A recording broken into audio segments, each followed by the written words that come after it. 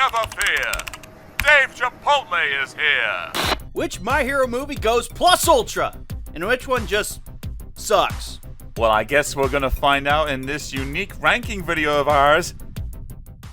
Yeah. Play the intro!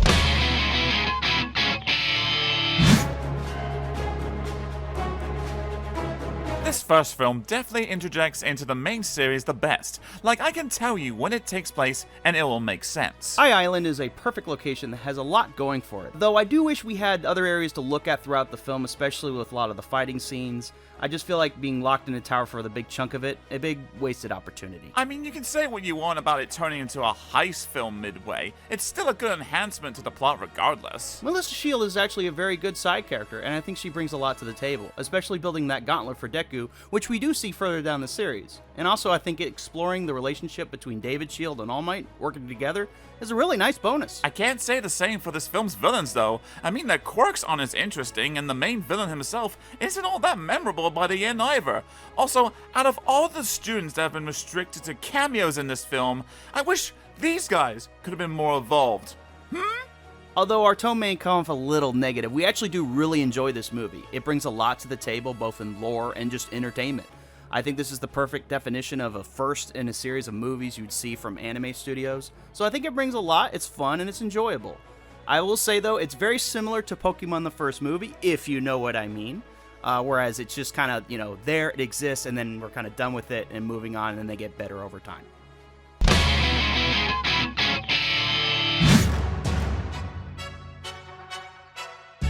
I think the best thing that this film does is it actually utilizes the entire 1A class, with everyone kind of getting their own little moment, or they're used accordingly and in very good ways. I also think it refines the chemistry and relationship that Deku and Bakugo has, and I think it really works well just like it does in the show with how they're trying to tackle this quirk that Deku has now all of a sudden. I mean, you have to admit, the exchange for all of that is less focused on the pro heroes this time around, but I would argue that this is the film that is meant to focus on the future generation, what you're seeing for this movie. It's quite literally their turn.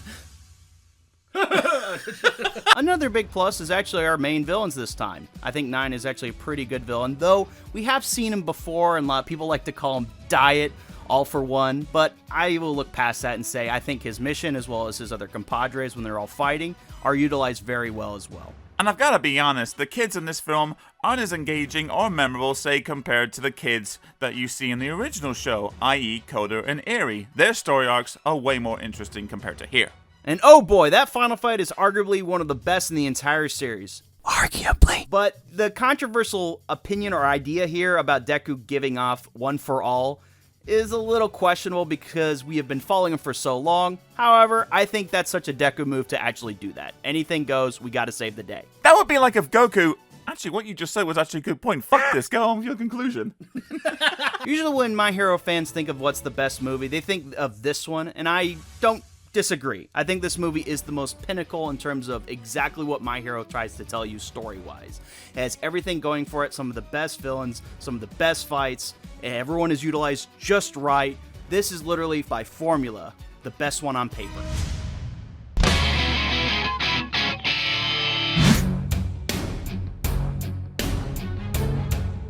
It's at least good, everybody knows it. Goodbye! Actually, let's mention the pros, because there are a few. Rory is without question the best part of this movie. As a side character, as a person, he has a lot going for him, and his chemistry with Deku cannot be overlooked at all. He's absolutely fucking adorable. And I'll be one to admit too, Vecturn is an interesting villain as well. Even though he looks like Mihawk from One Piece if he dyed his skin to Dr. Manhattan. I think the main setting itself is actually one of the most unique across the entire series for the movie-wise.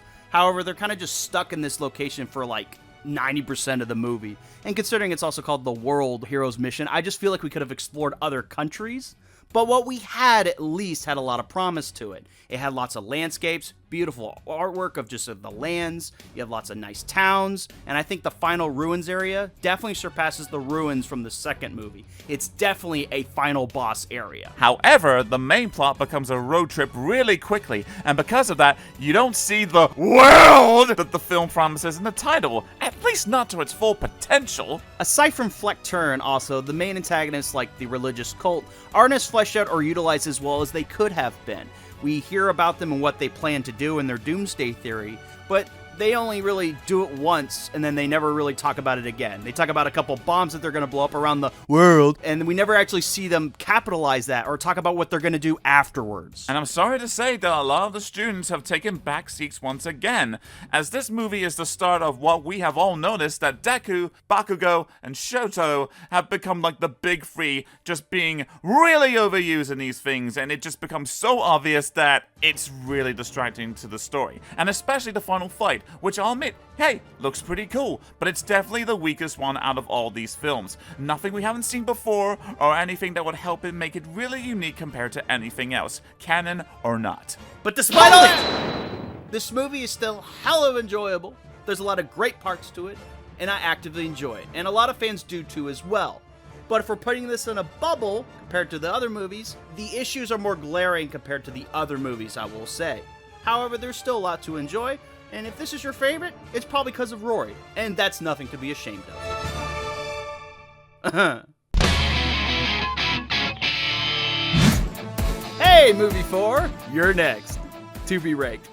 This latest film doesn't deserve to slap as hard as it does, but you know what? Those crazy bastards found a way. Though, the main story seems a little forced where it wants to place itself into the final canon, compared to the other movies at least. Like, you know where it wants to take place. It seems a little distracting, but I would say, in terms of the story, that's about as harsh as I can make about it. I will say, though, the Mafia group, although very interesting and fascinating, shares the same flaws as the group in the third one, Humorized. The reason being is that their ideals and what they're trying to accomplish is not well established, or they don't really carry on what they're gonna do.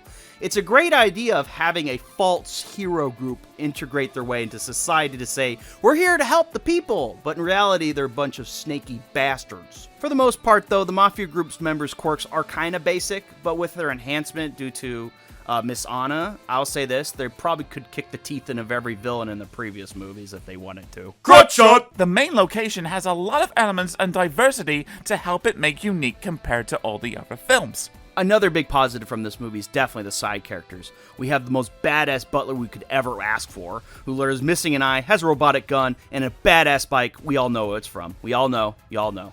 You know!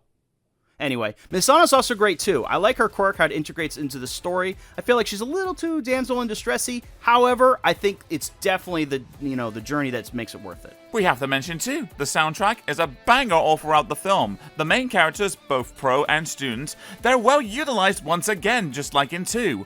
And Darkmite.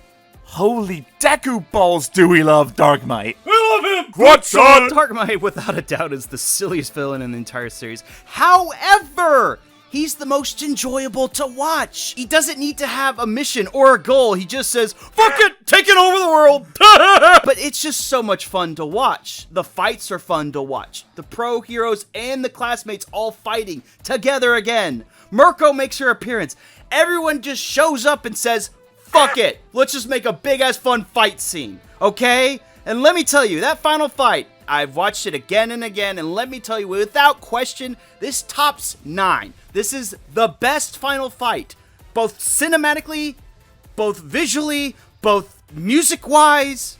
The Pope would agree with me. It's the best fight. Although, the ending just sort of happened, you know? It's just, we're done with the movie for whatever reason. Plus, Deku just straight up murders a man! But to make up for it, we are given this out-of-context line. No one is going to come after you. You may touch whoever you like.